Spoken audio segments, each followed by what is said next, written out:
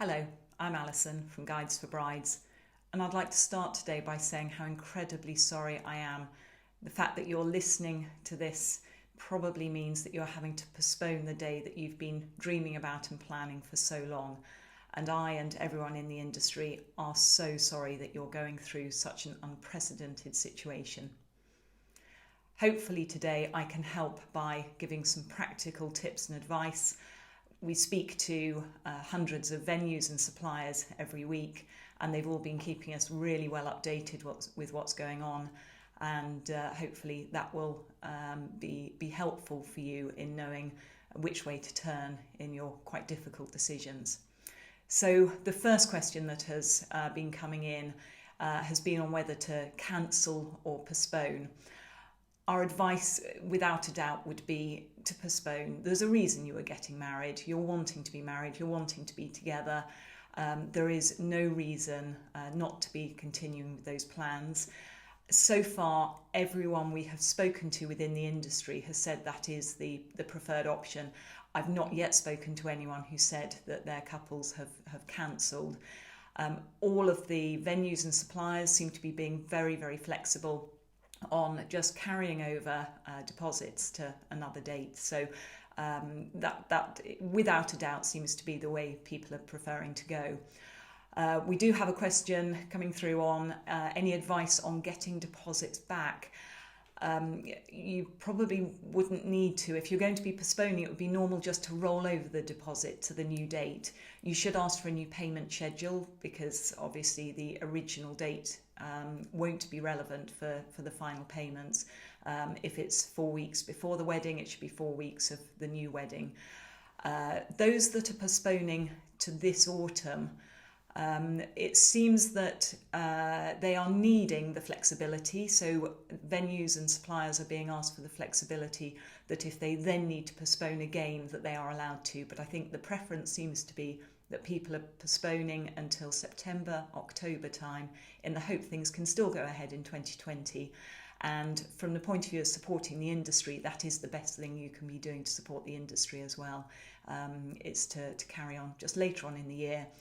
But bear in mind the fact there is a very, very small chance that you may then need to move the date yet again. Sorry. So next question.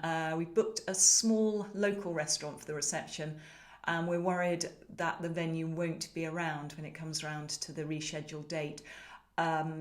That's a fair question. Obviously, you're concerned about your deposit being protected. And perhaps a really important note here on insurance. There's been a lot in the news about business interruption insurance and whether or not it's going to cover businesses.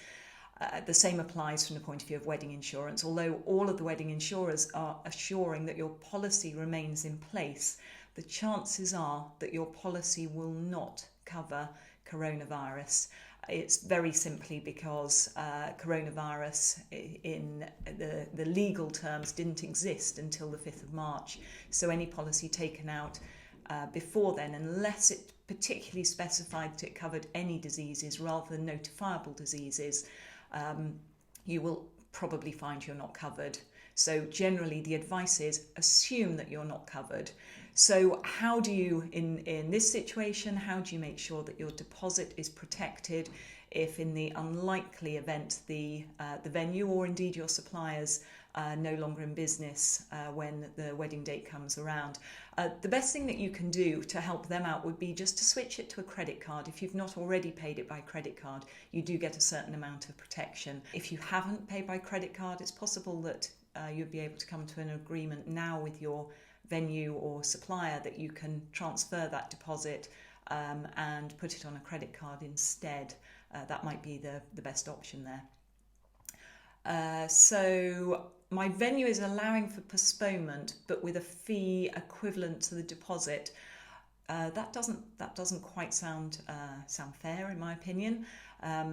I would say that is then a cancellation and rebooking. If you're forfeiting your deposit, I'd perhaps go back to that venue and just say, actually, for a postponement, it seems reasonable just to move the date.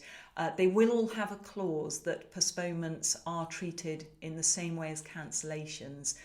That's to protect you if a bride and groom decides to change the date without good reason. You've got very good reason to be changing the date here, and my feeling is they should be doing all they can to help you and not penalising.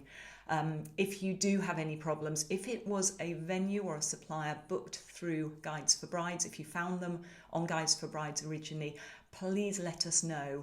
We will step in and help out with that negotiation and hopefully get it sorted for you. If you haven't already marked the suppliers you're using as booked on your wedding planner, now is a really good time to do it. It helps us see who it is that you've booked, who might need help if they've booked a supplier that another couple might have reported hasn't been very helpful with postponements. We'll be able to just speak on your behalf as well. So please, if there's one thing you do today, just pop onto your wedding planner and mark all of your suppliers as booked that you've been using. Just use your email address to log in. If you sent any inquiries through our site, you'll have an account already, and there's a forgotten password option there, so just use that. I have postponed, but my photographer can't do the new date. This is going to be a common problem, not just with photographers. You may find several of the suppliers that can only do one wedding per day or per weekend. They'll already have bookings for later on in the year. They'll already have bookings for 2021. And your priority clearly is going to be to make sure that your venue is available for your new date. That's where the main expense is. So that's going to be where your focus is. So my advice, if you are in that situation, speak to your supplier and ask if they can help out finding an alternative for you. It wouldn't be unreasonable. Most of them have other people that they would recommend when they're busy anyway. So they'll have somebody that they'll be able to put you on to that can help out with that. So just have a chat with them, see what they can do. You will need to be a little bit flexible on that as well. So just bear in mind the fact that it might not be the photographer you ideally wanted, but do you know what? At the moment, we have to just work with what's there and what's available. My wedding's in 8 days. I'm worried that people will think we're being irresponsible in going ahead. Yes, I really feel for you. For those weddings that are coming up in the next few weeks, this is a really, really difficult decision to make. The Church of England has made it slightly easier with their announcement that they will only be holding very small weddings, so they will allow you legally to get married. It will just be the two of you, the vicar and your 2 witnesses.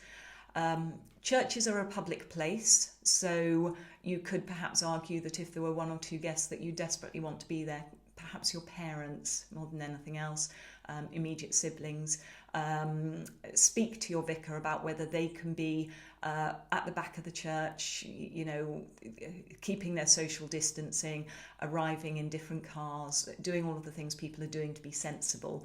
And I don't think that would be an unreasonable request. To involve everyone else, the responsible thing I would say right now, even if your venue is going ahead with your wedding, if you can minimise the size, it would be sensible. You will already have paid for your cake, your order of services will already be there, your menus have already been printed. So just think about other ways that you might be able to involve your guests to encourage them to stay away from your wedding. Can you post out a slice of cake to them before the wedding so that they can at least eat that on your wedding day with you? Can you get your wedding live streamed? There's quite a few video companies that offer this service. The reason you probably want to go for a professional company for this is they will have proper, reliable connection to the 4G network. So they use a series of dongles and connections. It's not just like holding up an iPhone and recording it on FaceTime. You'll get a much better quality. And more importantly, you'll have the video afterwards to share with all of those people that haven't been able to get on and watch it at the time. There will be a lot of people that just don't understand the technology, particularly the older generation, just won't be able to be on your Facebook Live or Instagram Live. So get a decent quality video and share that afterwards. And just think about whether you can post out the order of service and possibly even the menu. You may have creative guests that will be prepared to just join in the way that they can from home. I went to a virtual birthday party last night. We were all on a video call. We were all having a glass of Prosecco at the same time. And no, it's not the same, but it just gives your guests and your family something still to look forward to, and is making better of an awful situation. For those that are postponing and would have had their wedding coming up over the next few weeks, plan a special day. Remember the reason you were getting married. It was for the two of you to be together. Hopefully you'll still be together on what would have been your wedding day. Hopefully you are both at least in the same country, and perhaps you're in isolation, but in isolation together. Just plan something special if you can. Open that bottle, have a weep. It's perfectly reasonable to feel very sad that it's not the wedding day you were looking forward to. But remember what's important. It's your wedding. It's about the happily ever after. And that's the thing to focus on right now. Thanks very much for listening today. And we will be back next week with essential updates, including information for those that are planning a wedding in 2021 and are wondering just whether this is affecting them too. Thanks very much.